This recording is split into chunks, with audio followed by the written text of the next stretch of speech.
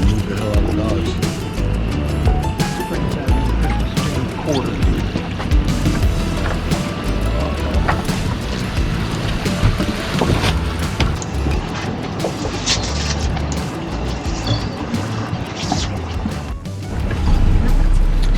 Well, folks, we got it done. What was it, 3 throws? Probably too many? No. We wanted to get the bigger bait, and getting the bigger bait, we had to chum quite a bit to get that smaller bait to kind of disperse a little bit. The bigger bait came in, boom, we caught them. So we got plenty of bait in the live well, we got plenty of bait in the buckets. Now it's time to go offshore. We haven't fished in 2 weeks, so we're gonna see what happens. But looks like calm conditions today. We're gonna fish, I think, a little north and a little south of the pipeline, kind of in that area, north and south. So we're gonna try to get into some mangroves. We've got of course, eye candy, bucket man. Hold on, Tony, and then Kevin. All right, go ahead. We haven't given you a nickname, have we? We haven't. Not yet. We got to think of a nickname for Kevin. I think I'll earn one eventually. Eventually. But let's hopefully today we're gonna have a couple of different camera views for you. I got another Insta360 camera, so we're gonna have all sides of the boat covered at one time. Only if these guys are catching fish, though. That's the only time they're gonna make it. But Tony's on fire already. No, I've already caught the most fish. I mean, we go through that every week. By far. That's why you're secure as far as the toilet bowl award. All right, folks, let's go and let's see what we can do.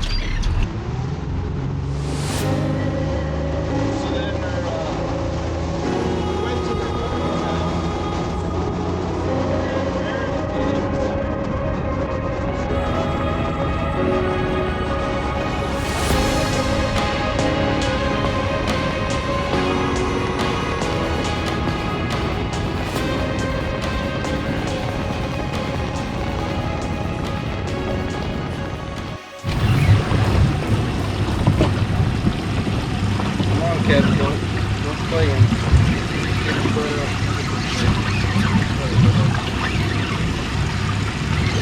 Tripled up, and I'm sitting here playing with cameras just to bring this back to you people. What were you just saying, Ty? Started a YouTube Yeah. channel, you said? Start a YouTube channel, it'll be fun, they said.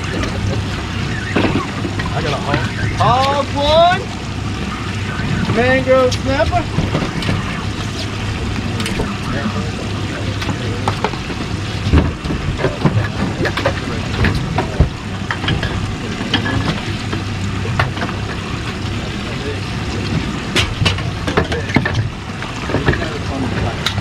That's that red grouper.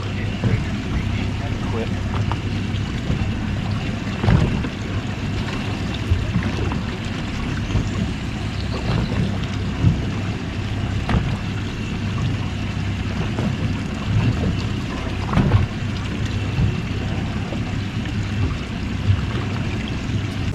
What are you doing over there? You've been fighting that fish for an hour. You can die of old age before you get in the boat.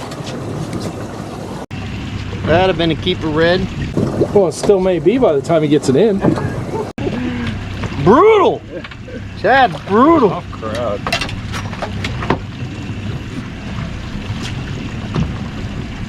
Chad, you just worry about catching your own fish.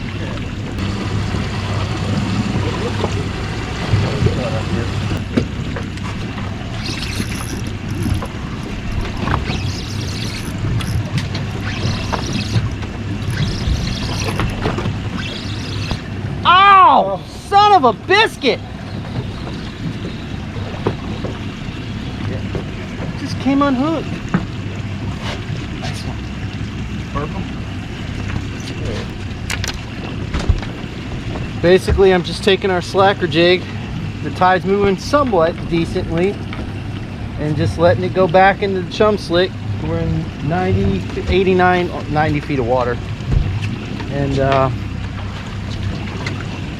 there's They're coming in and out with the schools, getting it down there. It takes a little bit, but this is my favorite way to fish. So typically I'll pull it about 7 times, so that puts me at about 8 times, 64 feet. And somewhere around in that range is where I'm getting bit. So they're coming up to about 70 feet. So a couple of them are darting up from the schools and getting them. There's a what? Woo, it is hot. And that's it. Told you he was getting into that strike zone. Jeez. Poor Tony. Slackline Tony.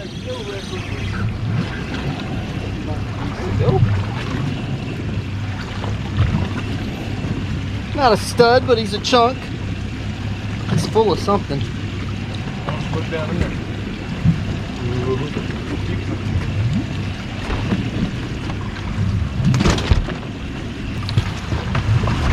But once you get an idea of where that strike zone is and they're eating, you can almost calculate exactly when you're gonna get bit. So I knew I was close.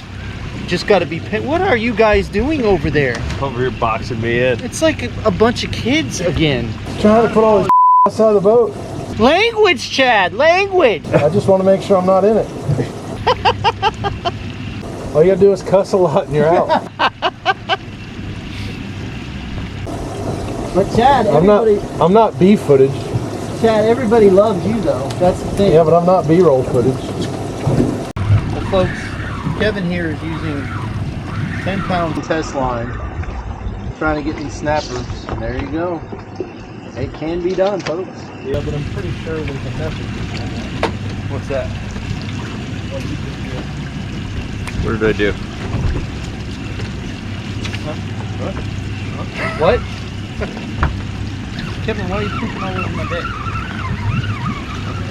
Coffee.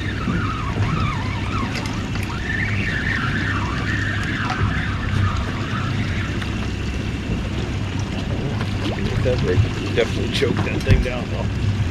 Oh, you can't see that. Well, one thing that you want to do when you're fishing for hogfish is you want to keep that jig or knocker rig, whatever you're using, you want to keep it right on the bottom. You don't want to bounce it up and down. You want to keep it right on the bottom, because those, I know you've heard me talk about this before, but those hogfish like to eat standing on their nose because they're rooting into the sand, getting crabs and shrimp and crustaceans. And so you want to keep it steady on the bottom. You don't want to pick it up and jerk it. You just want to be really careful. And then if you feel the slightest little taps, you just want to kind of easily pick up and feel if you have any pressure. Am I correct on that, Chad? Since you catch a lot more than I do. You want to stay? You're going to come down here on the bottom.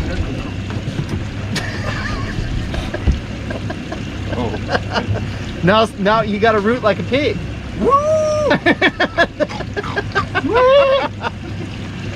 Folks, that's how delirious we are right now. The heat is getting to me. The heat? I can't believe you were able to get up.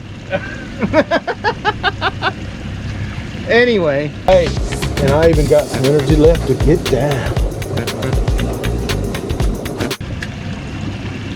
Anyway.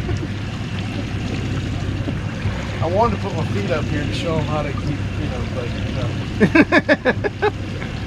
So you definitely don't want to bounce it. You want to have it right on the bottom. Every once in a while you want to pick it up ever so slightly and let it come back down and give that puff of sand. But don't do it on a regular basis, because if you do that, you're going to catch a lot of grunts and other fish that you're kind of not wanting to catch, really, if you're targeting hogfish. Say that again. Yeah, I'm telling you, this heat. It's 4 o'clock, folks. It's hot. I'm ready to go back. Well, folks, Chad's been on a little bit of a tear with the hogfish. So I said, you know what? I'm gonna get me a hogfish. Just missed that. Uh-oh. Uh-oh. Uh-oh. It's looking interesting.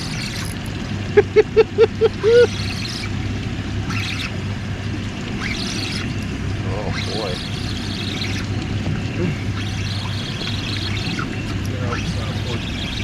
Yeah, I know, right? Oh, come on, man. Yes. Come on, man. Karma's in. That would have been some amazing video. Wouldn't it? God bless America.